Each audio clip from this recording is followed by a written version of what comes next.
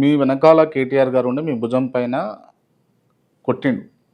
So, దాన్ని social మీడియాలో బాగా ట్రోల్ అయింది. అహంకారంతో దాసోజు బీసీ బిడ్డ అయినటువంటి దాసోజు శ్రావణ్ మీద అహంకార ధోరణి కేటీఆర్ చూపించినాడు. అది చూసిరా మీరు? స్టూపిడిటీ అండి అది. తట్టడానికి కొట్టడానికి తేడా తెలవకపోతే ఎట్లా స్టూపిడిటీ అంటే మీడియాలో ఎట్లయిపోయిందంటే ప్రతిదీ కూడా సెన్సేషనలిజం చేయాలా. దాసోజును కేటీఆర్ గారు కొట్టిండ్రు అనగానే దాసోజును కొట్టిన కేటీఆర్ అనగానే 1,00,000 మంది చూస్తారు. చూసేటప్పటికీ మాకు రేటింగ్ పెరిగిపోతుంది, లేకపోతే మాకు రిటర్న్స్ వస్తాయి అన్నటువంటి ఒక భావనతో కొంత ఛానల్స్ చేసేటువంటి ఒక మూర్ఖమైన ప్రయత్నం. నన్ను ఎందుకు కొడతారండి వారు? ఆయనే ఈ పైనేడ్ ఈ మొత్తం వ్యవహారంలో ఆయన ముందుండి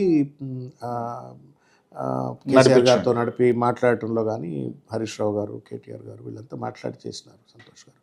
so he would beat me, అదే అర్థం లేదు. అది ఏంటంటే ఆడ జరిగిన కాంటెక్స్ట్ ఏంటంటే నేను వచ్చుడే లేట్ వచ్చిన. గమ్మత్ ఏం చెప్పనా మీకు? ఇది అహంకారం అనాలి. అహంకారం అంటే నన్ను 10 గంటలకు రమ్మన్నారు.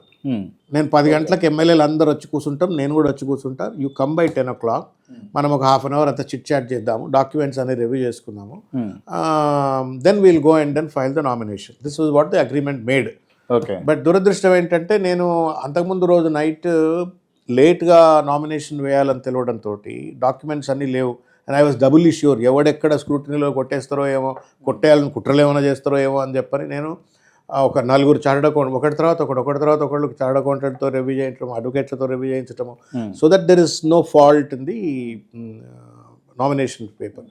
తెల్లారి దాకా నిద్రపోలా. ఓకే. రాత్రంతా మెలకుతో ఉన్నాము. తెల్లారి మార్నింగ్ 8కో ఏమో అది కంప్లీట్ అయిపోతే డాక్యుమెంట్ సెట్ పట్టుకొని ఇంటికి వచ్చి స్నానం చేసి నేను వచ్చేటప్పటికి 11:30 అయింది. 10 o'clock నుండి వెయిట్ చేస్తున్నారు. నేను 11:30కి వచ్చిన. If at all you consider that as an arrogance, నా లేట్ రావడం అరగన్స్, కానీ ఆయన లేట్గా వచ్చినామని చెప్పని ఒకవేళ దాన్ని కూడా ఏమో పాపం అట్లా కూడా ఏమనలే. ఏమన్నాడంటే నేను రాగానే ఫ్లవర్ బొకేలు ఇస్తున్నా. అయ్యే బొకేలు కాదు, ఫస్ట్ పోయి నామినేషన్ వేద్దాంపా, లేట్ అవుతున్నది, ముహూర్తం అన్నావు మళ్ళీ లేట్ అవుతున్నది అని చెప్పని తడితే దాన్ని కూడా చిల్వలు పలవలు. మీడియాలో సెన్సిటివిటీ పోయిందండి. You should popularise a news that has benefit to the people. ఏదైనా ప్రజలకు ఉపయోగపడేదో, ప్రజలను చైతన్యపరిచేదో న్యూస్ చేయాలి తప్ప అనవసరమైనటువంటి ఒక విషయాలను ఎక్స్పోనెన్షియల్గా చూపెట్టి ఒక సెన్సేషన్ చేసి దానివల్ల అది రైట్. ఒక మంచి పాయింట్కి వచ్చినామన్నా మనము. రీసెంట్గా 2 జర్నలిస్టులను అరెస్ట్ చేసింది కాంగ్రెస్ గవర్నమెంట్. అవును, తెలంగాణ గవర్నమెంట్. అవును. దాన్ని మీరు వ్యతిరేకించారా? నేను వ్యతిరేకించినాను. క్లియర్ అన్నా? రైట్.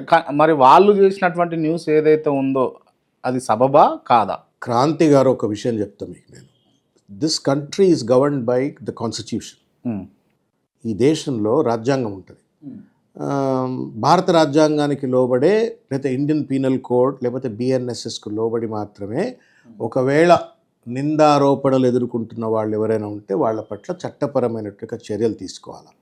కానీ అట్లా లేకుండా రాత్రికి రాత్రి 5 గంటలకు there is a method of arresting people. మీకు సుప్రీంకోర్టులో 100 జడ్జిమెంట్లు చూపెడతాం. మీకు పోలీస్ డ్రెస్ లేకుండా, సిఆర్పిసి నోటీస్ లేకుండా you are not supposed to arrest anybody. ఒక 2 మహిళలను పట్టుకొని పొద్దుగాల 5 గంటలకు వచ్చి అరెస్ట్ చేసే విధానం తప్పే, మేము కాదనము.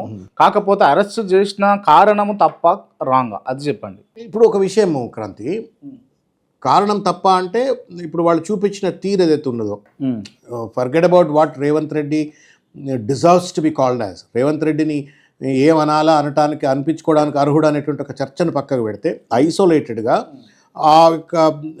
ఆ రైతు అన్న మాట, ఆ మాటను యథాతథిగా చూపెట్టిన తీరు చూసినట్టయితే చట్టపరంగా అది నేరం. చట్టపరంగా నేరం కాబట్టి దానిపైన చర్యలు తీసుకోవచ్చు, కేసులు పెట్టవచ్చు. Law takes its own course of action. But police should not take law in their hands. చట్టాన్ని వాళ్ళ చేతుల్లో తీసుకొని వాళ్ళు ఇష్టం వచ్చినట్టుగా, వాళ్ళు ఒక జులుం చేసినట్టుగా, గుండాయిజం చేసినట్టుగా పోలీసులు వ్యవహరించినట్టయితే అది రేపు క్రాంతి మీద కూడా జరగవచ్చు. రైట్. పాతగా మీరున్నప్పుడు గవర్నమెంట్ ఒకటి రెండో విషయం ఏంటంటే, ఇప్పుడు ఇవన్నీ కూడా ఏంటంటే యథా రాజా తదా ప్రజ.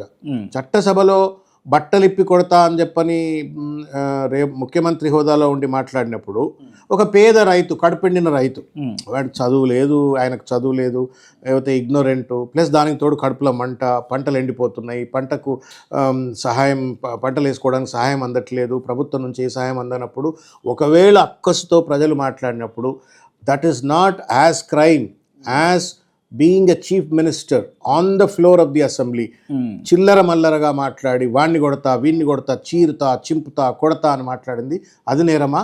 ఒకవేళ ఇది నేరం అని చెప్పని మనం మనం నిర్ధారించినట్టయితే రేవంత్ రెడ్డి గారి పైన కూడా చట్టపరమైన కేసులు పెట్టాలా, అదే 500 మంది పోలీసులు పోవాలా, ఇంటికి పోవాలా, అరెస్ట్ చేయాలి. మరి చేయట్లేరే.